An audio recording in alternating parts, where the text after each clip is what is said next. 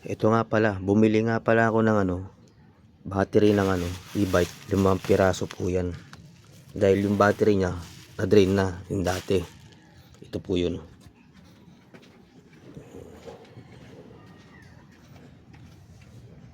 Yan, dyan po nakalagay yung battery na 5 na drain. Kaya bumili tayong bago sa Shopee.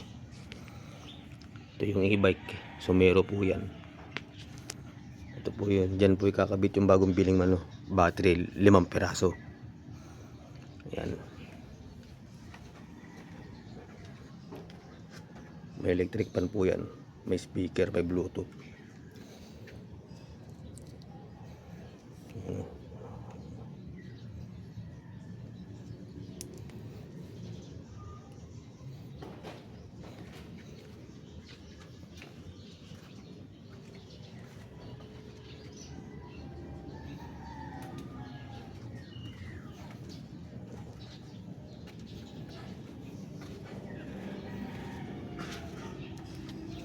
At susunod, bibilan naman natin ng yan, e-bike roof.